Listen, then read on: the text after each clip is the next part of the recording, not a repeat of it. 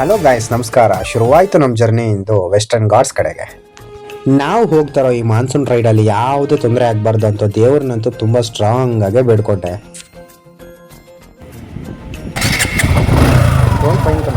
Literally ಮನಸ್ಸಲ್ಲಿ ಒಂದು ಭಯ ಕಾಡ್ತಾ ಇತ್ತು. ಯಾಕಂದರೆ ನಾವು 3 ಡೇಸ್ಗೆ ಕವರ್ ಮಾಡಬೇಕಾಗಿದ್ದು 1500 ಕಿಲೋಮೀಟರ್ಸ್ನ.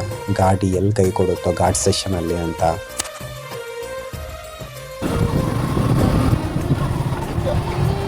ಒಟ್ಟಿನಲ್ಲಿ ಟೋಲ್ ಗೀಲ್ ಕಟ್ಟಿ ಬೆಂಗಳೂರು ಬಿಟ್ಟಿದ್ದಾಯಿತು. ಇವತ್ತು ನಾವು ಕವರ್ ಮಾಡಬೇಕಾಗಿರೋ ಜಾಗ ಬಂದು ಬೆಂಗಳೂರಿಂದ Nelamangala, Kunigal, Channarayapatna, Hassan, Sakleshpur, Dharmasthala. Morning without breakfast ನಮ್ಮ ಜರ್ನಿ ಶುರುವಾಗಿತ್ತು. ಅದಕ್ಕೆ ತುಂಬ ಹೊಟ್ಟೆ ಹಸಿವಾಗ್ತದೆ ಅಂತ ಕುಣಿಗಲಲ್ಲಿ ಗಾಡಿ ಸೈಡ್ಗೆ ಹಾಕಿದ್ವಿ. ಹೋಟ್ಲಲ್ಲಿ ಎಷ್ಟೇ ವೆರೈಟಿ ಇದ್ರೂ ಕೂಡ ನಾವು ಆರ್ಡ್ರ್ ಮಾಡೋದಂತೂ ನಮ್ಮ ಫೇವ್ರೆಟ್ ಪಲಾವ್ನ ಮಾತ್ರ. ಹೀಗೆ ಮುಂದೆ ಹೋಗ್ತಾ ಹೋಗ್ತಾ ಬಾಡಿ ಎಲ್ಲ ಪೇಯ್ನ್ ಆಗಲಿಕ್ಕೆ ಶುರುವಾಯಿತು. ಯಾಕಂದರೆ ನಾವು ಮಾನ್ಸೂನ್ ರೈಡ್ಗೆ ಸೆಲೆಕ್ಟ್ ಮಾಡ್ಕೊಂಡಿರೋ ಗಾಡಿ ಆ ರೇಂಜಿಗಿತ್ತು.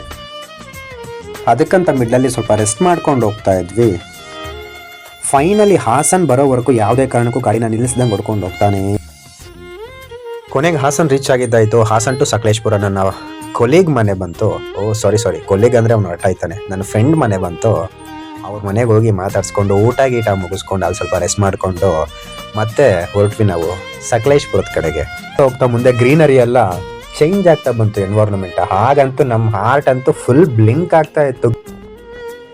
ಈ ಸಿಟಿಲಿ ಟ್ರಾಫಿಕ್, ಡಸ್ಟ್, ಮಣ್ಣು, ಮಸಿ ಅಂತ ನೋಡಿ ಒಟ್ಟೊಟ್ಟಿಗೆ ಸಡನ್ ಆಗಿ ಈ ಥರ ಕಣ್ಮುಂದೆ ಇಷ್ಟೊಂದು ಗ್ರೀನರಿ ಬಂದಾಗ ನೋ ವರ್ಡ್ಸ್ ಗುರು. ಅದನ್ನು ಎಕ್ಸ್ಪ್ಲೈನ್ ಮಾಡೋಕ್ಕೇ ಆಗಲಿಲ್ಲ ನನಗಂತೂ.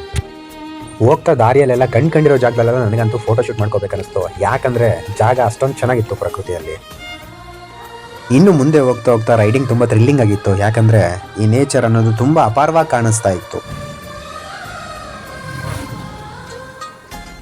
ಇಲ್ಲಿ ಬೀಳ್ತಕ್ಕಂಥ ಫಾಲ್ಸು ಒಂದಲ್ಲ ಎರಡಲ್ಲ ಗುರು, ನೆಕ್ಸ್ಟ್ ಲೆವೆಲ್. ಇದನ್ನೆಲ್ಲ ನೋಡ್ತಾರೆ ನನ್ನ ಮನಸ್ಸಿಂದ ಒಂದು ಮಾತು ಬರ್ತಾ ಇತ್ತು. ಜನಿಸು ನೀ ತಾಯಿಯ ಗರ್ಭದಲ್ಲಿ ಮಡಿ ನೀ ಸ್ವಾರ್ಥಿಗಳ ಸಂತೆಯಲ್ಲಿ ಪುನರ್ಜನ್ಮಿಸು ನೀ ಪ್ರಕೃತಿಯ ಮಡಿಲಲ್ಲಿ. ಎಷ್ಟು ಚೆನ್ನಾಗಿದೆ ಅಲ್ವಾ ಈ ಮಾತು. ಈ ಪ್ರಕೃತಿಗೆ ಎಷ್ಟು ಕೆಪಾಸಿಟಿ ಇದೆ ಅಂತಂದರೆ ಎಂಥ ಡಿಪ್ರೆಸಿವ್ ಆಗಿರೋ ಪರ್ಸನ್ನೂ ಸಹ ಅದು ರೀಫ್ರೆಶ್ ಮಾಡೋ ಅಷ್ಟು ಕೆಪಾಸಿಟಿ ಅದಕ್ಕಿರುತ್ತೆ. ಹೀಗೆ ಮುಂದೆ ಹೋಗ್ತಾ ಧರ್ಮಸ್ಥಳ ಅಂತ ಬೋರ್ಡ್ ನೋಡಿದಾಗೆಲ್ಲ ನಮ್ಗೆ ತುಂಬ ಖುಷಿ ಆಗ್ತಾ ಇತ್ತು. ಆ್ಯಕ್ಚುಲಿ ನಾವು ಪ್ಲ್ಯಾನ್ ಮಾಡಿದ್ದು ಈಸ್ಟರ್ನ್ ಘಾಟ್ಸ್ಗೆ, ನಾವು ಬರ್ತಾ ಇರೋದು ವೆಸ್ಟರ್ನ್ ಘಾಟ್ಸ್ಗೆ. ಫೈನಲಿ ನಾವು ಧರ್ಮಸ್ಥಳಕ್ಕೆ ಸೇಫಾಗಿ ರೀಚ್ ಆಗಿದ್ದಾಯಿತು. ಫಸ್ಟ್ ಬೇಗ ರೂಮ್ ತೊಗೊಂಡು ಸೆಟ್ಲಾಗಿ ನೇತ್ರಾವತಿ ನದಿಯಲ್ಲಿ ಸ್ನಾನ ಮಾಡಿಕೊಂಡು ದೇವಸ್ಥಾನಕ್ಕೆ ಹೋಗೋಣ ಅಂತ ಹೊರಟ್ವಿ. ಇಲ್ಲಿ ಇಂಪಾರ್ಟೆಂಟ್ ಅಪ್ಡೇಟ್ ಏನಪ್ಪ ಅಂದರೆ, ಇಲ್ಲಿ ಪಕ್ಕದಲ್ಲಿ ಹರಿತಿರ್ತಕ್ಕಂಥ ನೇತ್ರಾವತಿ ನದಿಯಲ್ಲಿ ಸ್ನಾನ ಮಾಡಿಕೊಂಡು ದೇವ್ರ ದರ್ಶನಕ್ಕೆ ಹೋಗ್ಬೇಕಂತ ಹೇಳ್ತಾರೆ. ಯಾಕಂದರೆ ಈ ನದಿಯಲ್ಲಿ ಸ್ನಾನ ಮಾಡೋದ್ರಿಂದ ನಾವು ಮಾಡಿರ್ತಕ್ಕಂಥ ಪಾಪ ಕರ್ಮಗಳೆಲ್ಲ ಕೊಚ್ಕೊಂಡು ಹೋಗ್ತವೆ ಅಂತ ಹೇಳ್ತಾರೆ.